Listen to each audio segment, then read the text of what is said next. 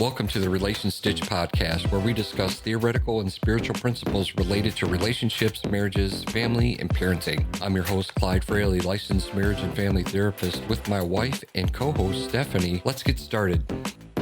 Today we are talking about fighting. Conflict resolution. We never fight, though. Never, ever.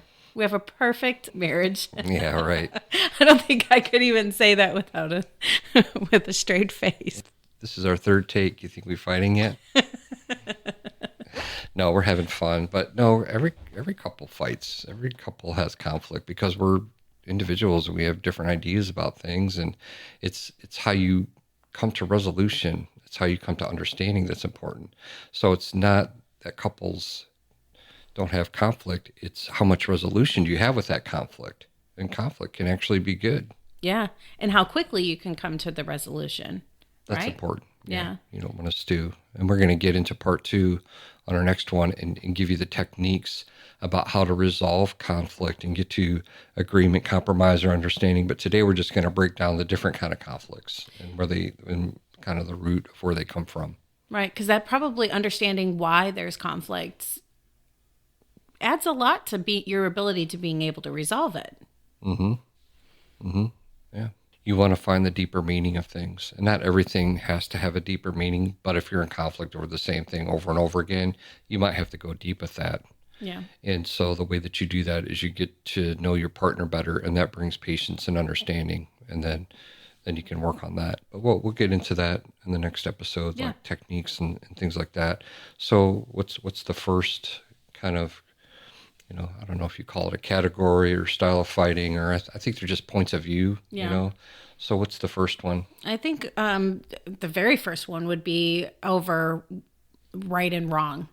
I think that's probably the root of it. Because if I always agreed with you, I don't know that we would ever fight, would we?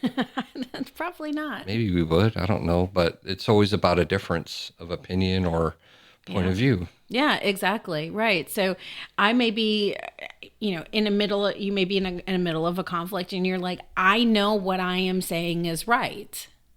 And what you are saying is you're saying I'm right in my position too. And both could be right. But there's always more to the story, right? Mm-hmm. So there's things that are absolute. 2 + 2 is 4. But then there's other things where you might only have a portion of the truth, right? And so like this pen, for example, I'm holding up a pen and I could say, this pen is long, and you might say, well, no, it's kind of round. Both are true. My truth is, and your truth is truth to you. Until we put that together, then we have a complete picture of what's going on, which is why communication is important. That way we can get to that understanding. Oh, what you're saying is true. It's long and it's round at the same time. Now we have a more complete idea of what's going on. And that's how we start to solve the problem. But every one of these points we're going to make, it boils down to this thing about, right and wrong. So talking about that, the first one could be cultural differences. Do we have any of those? A little bit, yeah. So, but we're both Americans, right? We're both white, Midwesterners. So how can we have different cultures? Right. So my culture, my family upbringing, we were middle class. We did fine. We weren't, driving no crazy cars, but we had a comfortable living. But your cultural upbringing was very different. Mm-hmm. Yeah. We, were on government assistance for a minute. And, I had the punch card at school for the free lunch, and I knew what it meant to wait in line for a block of cheese, government cheese. All of those were my experiences. So imagine how we may see money differently, and money? And so I might be more anxious about money than you are, right? And things like that. Or we may have different definitions of fried chicken. Oh boy, here we go. So I'm getting triggered already. I need my safe word. Avocado. Sassafras fancy pants. So Our very first fight was over fried chicken. Mm-hmm. And it was we actually often when we do presentations or give talks, we use this example because it really is the perfect way to really illustrate how different upbringings, different cultures can create this different view of the exact same situation. So for me, we're married 2 months, something like that. Mm-hmm. And I was so excited to make my husband fried chicken. But in my family, we were pretty healthy eaters. We, a lot of fruits, vegetables, so we didn't really fry anything. But in your family, you had, more like kind of southern roots, and so when you guys talked about fried chicken, you guys did it right. Yeah, my dad was trying to crack the code for Colonel Sanders, Secret recipe. secret recipe. So it was a couple gallons of oil and a pressure cooker and flour and I mean the whole thing. And so Right. that was fried chicken for us. So all day long you were thinking about, oh, I can't wait to get home to get my fried chicken. And he had a picture in his mind of what fried chicken was. And I was so proud of myself. I had made my husband this wonderful meal and, something that would taste great but was healthy. But when that plate hit the table, conflict began, didn't it? Mm-hmm. Here's your fried chicken. I'm This like, it's ain't fried good, but chicken. it ain't fried chicken. And I said, yes, it is. It's fried chicken. Mm-hmm. And so the culture, so there's the right and the wrong thing. You thought you were right, and that's how you defined it. And a part of that was probably true because you probably did some of the techniques that you would with fried chicken, like you battered it and all that. And so I get why there was some confusion there. But then the culture piece, that was how you were raised. And there's so many things like that in relationships where your culture, and so culture can be what your culture was like growing up in your house. And it could be, and so that can be what you're taught about money, what you're taught about religion, what you're taught about politics, and all of your rituals and all of your traditions come into play. And so a lot of conflict can come out of that because as couples, you might want to recreate that experience in your family. So Christmas is another good example where I need a ton of boxes under the tree. It has to be full. I want that wow factor for the kids. Your family, it was like you got better gifts, but there weren't quite as many gifts. Right. And so that's a thing. And so I'm trying to recreate this thing for my kids, and you're trying to recreate this thing for our kids. Right. And so there's conflict. there's conflict. And so that's where that comes from. It's like I want to give my kids this experience, and you want to give this kids your experience, and that's important to us, and that's why it turns into a fight. This is worth fighting over. Right. Christmas. Right. Exactly. What do you mean you're going to go make another run to the store on Christmas Eve? We had an agreed budget. We knew exactly. I bought the kids the best presents. I bought them all the things that they wanted. It's Christmas is going to be perfect. And it's what I'm thinking. And you're thinking there's empty spaces. Yeah. Zach could have a new car in the driveway, but it's only one gift. That not is enough. exactly what you would say. know? But it's only one gift. It's a new car. What are you talking about? Zach, if you're listening, you're not getting a new car. For You are Christmas. not getting a new car. So culture, traditions, and rituals are some.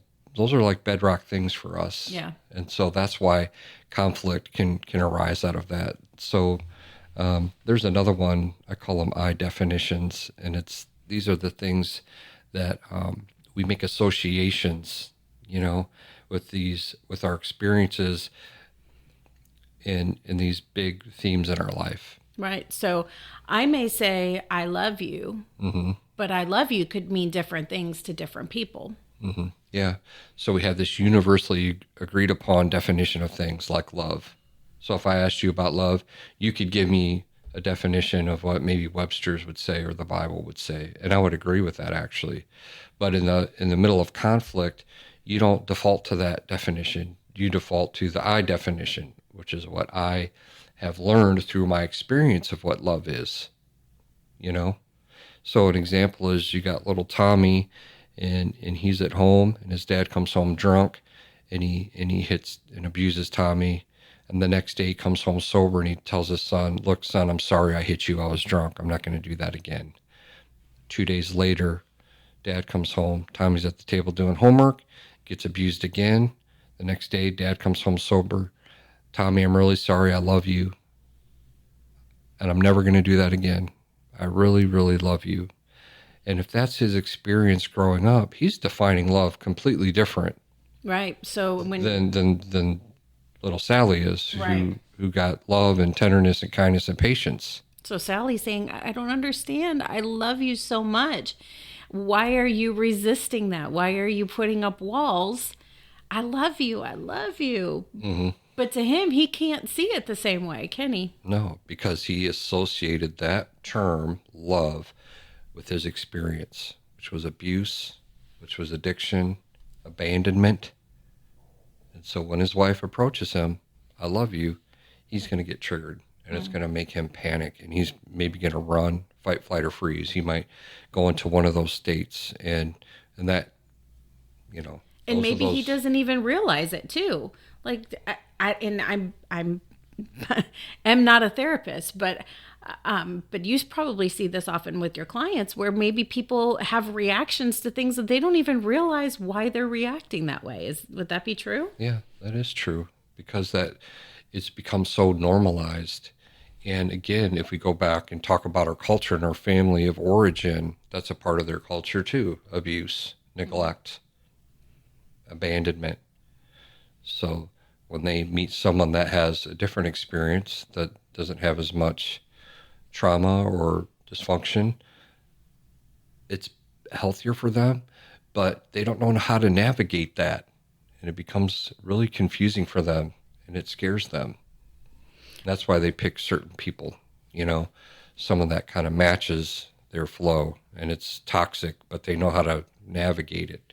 And so it's not healthy, but it's familiar. So, Yeah. so yeah, the way that we define things in our life and these big themes can definitely cause huge conflict. And we're gonna, like I said in episode 3 in our next podcast, we're gonna talk about the techniques that we can use to work through these things. So what's another one? Well, this one I think is probably the most challenging, and that's a difference in morals or values. Mm-hmm. I'll start by saying it's easier to get married to someone that aligns with you in your morals and your values, but that's not always the case. So we Right. need we need to address it. And so the reason that's huge conflict is because I'm thinking about Carl Rogers and the person-centered therapy approach, and one of the things that he talks about is this concept of incongruency.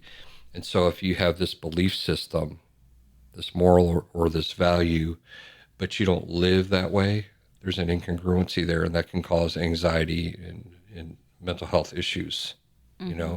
because you're not living to your true self. And the morals or values are super important, and you already know this is because we're basing our life decisions on those really important things. And so values and morals can be rooted in religion and the things that you were taught by your parents, and maybe it's a political point of view and the things that you see in the world and the way that you see justice and injustice and all of these rights and wrongs, the way you see the world. And so, man, how are you going to resolve that? Yeah. Because I can understand your point of view on, the fried chicken Mm-hmm. situation or the Christmas situation. You can say, okay, I know he's going to want to, spend more money. So maybe I leave a little extra in the budget. That's something that can be navigated. But when we're talking about morals and values, those are hard to compromise on. Those are hard to find middle ground and try to find something where we can say, okay, we can have some commonality there, because they're diametrically opposed in some situations. So, yes, the absolute best case scenario is you don't enter into a relationship where there's not agreement and consistency when it comes to those core things. But that's not always the case, and so you're going to have to find some ways to navigate that, which I think we'll talk about that in the next episode. But that's a tough one. Yeah, that's really hard. Yeah, we'll get into techniques about how we can work through that. But what I see with couples that have these differences with morals and values, they end up becoming polite and they become roommates. It's hard for them to go deep because they can't connect on the deep things because they see differently on it. Yeah, that's true. So it Like, ends up becoming a very superficial type of a relationship. yeah, it's like I want to talk about my Muslim faith with my partner who's a Christian. Imagine that scenario, how difficult that could be. I want to talk about my democratic points of view, and you want to talk about your independent or Republican or, Right. Whatever points of view. They're, like you said, they're diametrically opposed. Right. So we got some techniques for that. I think the really key thing is, like you said, it's something that can be navigated, but it's difficult. Really, what it's going to take in order to navigate that type of a situation is, both people have to be so committed to the relationship that they're willing to find a way to work through that, because we're talking about an unresolvable, likely unresolvable and perpetual conflict there's not going to be agreement unless something dramatic changes. And I do think in that kind of situation it's unfair to enter a relationship with the understanding that somebody's going to change one of those, because I seen that too. Well, that's okay, we'll get married and hope that they change their mind. You're setting yourself up for a very difficult situation. So you're saying I shouldn't missionary date? What is that? You know what that is, right? Yes, when you're dating somebody with the hopes that they change their ways, that they become a believer, or you're like, oh, that's okay, I can lead him to the Lord. That's probably not going to work too well. Yeah, keep trying, but don't marry him. Exactly. Exactly. Keep witnessing, but maybe wait a while. No missionary dating. No missionary dating, no missionary marriage. So that one's tough. Moral values. But then there could be some things that are more just preferences. Yeah, that's the next one. Personal preferences. We get into a lot of unnecessary arguments over those things. Over silly things. Yeah. That don't matter. I want you to take the trash out now. Well, I want to take the trash out in 2 hours. Does the trash get taken out at the end of the day? Does it really matter when it happens? That's a preference. That's something that maybe doesn't need to be an argument. Mm-hmm. It should be a preference, but what happens is people get offended. You didn't hear me, or you're ignoring me, or I'm not important in the things that I have to say. You just doing that on your own time, and that feels disrespectful to me. And people can filter it that way. But you're going to have a little bit thicker skin in a relationship and not be so offended all the time, And there's this concept of tolerance versus acceptance, which falls into this. Are you going to tolerate it, or are you going to accept it with things of preference? So I used to, get on Stephanie because she had an iPhone and she was a part of that culture, and I'm Android, and we would have fun about that. And then one day I saw her on her phone and she loved it and she was really happy. And so I was just like, I went from tolerating it to accepting it, And you mentioned perpetual and unresolvable conflict. The Gottmans say that 69% of our conflict, in fact, falls into that. And if we can resolve the easy things, and just give each other, don't be so selfish all the time. If you want the Apple phone, go ahead. Yeah, who cares? Why did that bother me so much? If I want the blue one and you want the green one, it's like, who cares? That's an easy win, man. Think about that. Give into that little stuff. You know what I mean? And show that you are not so uptight about stuff. Women too, of course, Yeah. but I was just going to say that goes for women too. Like, does it really matter how the towels are folded? You know, you, is that really something that's worth fighting over? Is how something is done or when something is done? Or hmm it's like, okay, let's give each other some grace here, and I think preference is definitely one of those ones where it leads to conflicts that don't need to be there. yeah. And sometimes those easy things become conflict because some partners want a springboard to talk about deeper things, and they'll use that as a way to get there. But that's not that's not the best way to go about that. So it's becoming it's more like just the irritant that really is pointing to something deeper. It's the That straw yeah, a exactly. lot of times. And I think that is exactly why these types of conversations are important, is so that you can recognize, okay, why am I getting so angry right now? What's really happening here? Because understanding ourselves and how we are reacting to situations, I think could be really important to even avoiding some conflicts. hmm So what we have to do is get to the deeper meaning, Right. and figure out what's really going on here. Yeah. Okay. One more that I'm thinking about is the spirit versus the law. And this has a lot to do with personality types. So let's say, Stephanie, you're really creative and artistic, and the way you think is more free flowing and abstract. Or maybe I'm an engineer and my thinking is very linear and very analytical, and everything that I say is very specific. And so when I say we were going to leave at 6:23, that's exactly what I mean. And so if you come down at 6:30, I'm going to be really upset about that, but maybe you're not. Or how much did something cost? I don't know, like $50. That's a really good example. So if I ask you, or you show me the receipt and it's $59, yeah, it's in the 50s, but I'm like, no, it's really actually closer to $60. Right. So that can cause a lot of conflict, you know? Right. So understanding your personalities, and again, this goes into technique. It's like you have to understand your partner, and if you need to be more specific with them, then do that. Yeah. It's okay.